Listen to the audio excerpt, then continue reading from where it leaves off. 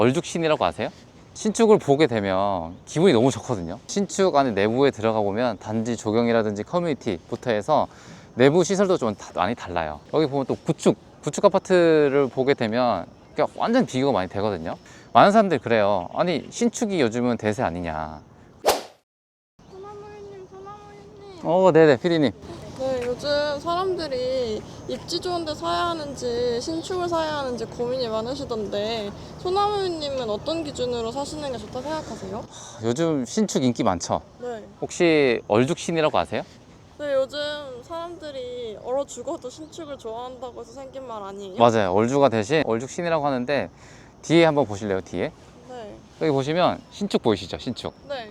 그러니까 신축을 보게 되면 기분이 너무 좋거든요. 아, 또 신축 안에 내부에 들어가 보면 단지 조경이라든지 커뮤니티부터 해서 내부 시설도 좀 많이 달라요. 여기 보면 또 구축 뒤에 보이잖아요. 저기 네. 구축 아파트를 보게 되면 완전 비교가 많이 되거든요.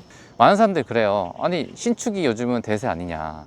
근데 사람들이 간과하고 있는 게 입지가 있고 신축이 있는데, 신축은 상품성이라고 해서 이게 신축인지 구축인지에 대해서 또 판단하는 부분이고, 근데 입지 같은 거는 거의 변하지가 않아요, 웬만하면. 하지만 신축은 시간이 지나면 구축이 되죠. 물론 장기적으로 좀 봐야겠지만, 지금 보이는 신축 아파트 금액대가 전용 84 기준으로 얼마인 줄 아세요?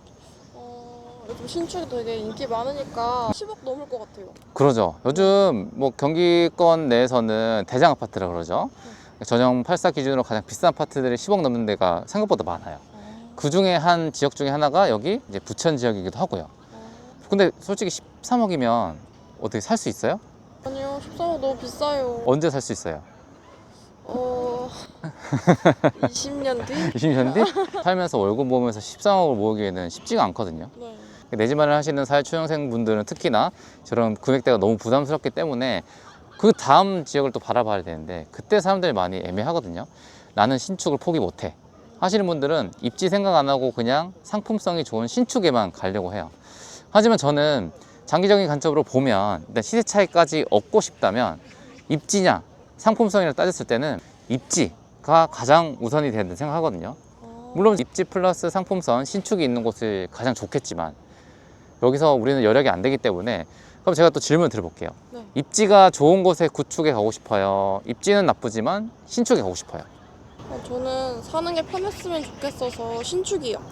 뭐 이렇게 말씀하시면 일단 개인적으로 선호하는 쪽이 다르잖아요. 네. 하지만 여기 전제 조건이 시세 차익도 어느 정도 고려를 했을 때 상대적으로 조금 더 확률이 높은 곳을 선택한다, 아니면 이제 하락했을 때 가격 방어가 좀 잘 되는, 그걸 회복할 때 회복이 좀 빨리 될 수 있는 곳을 고르라 그러면 당연히 입지가 우선인 곳에 구축을 좀 가시는 걸 추천드려요. 네, 입지는 절대로 변하지가 않거든요.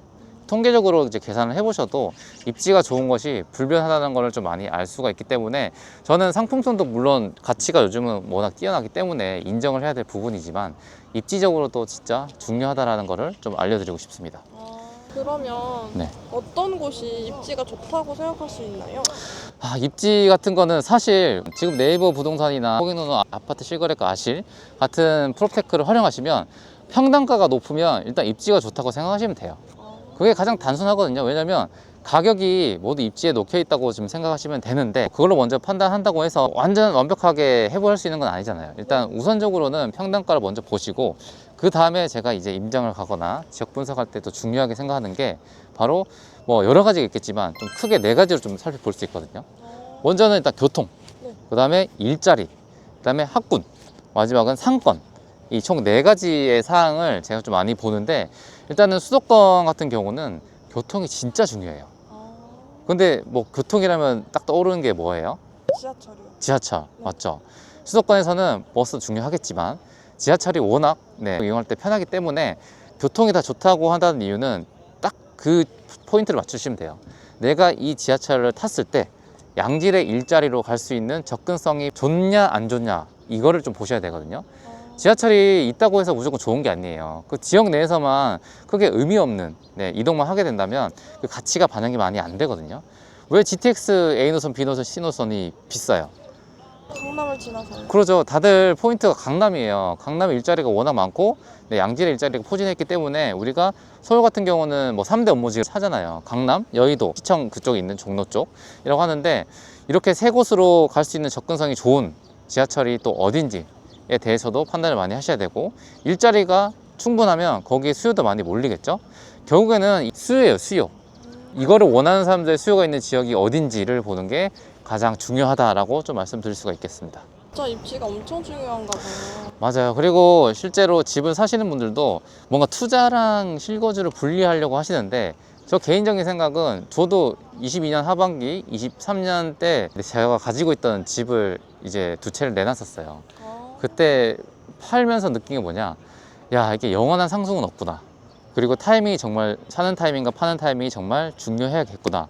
그리고 내가 팔려고 할 때 물론 상승장에 팔면 좋겠지만 항상 그럴 수는 없잖아요. 네.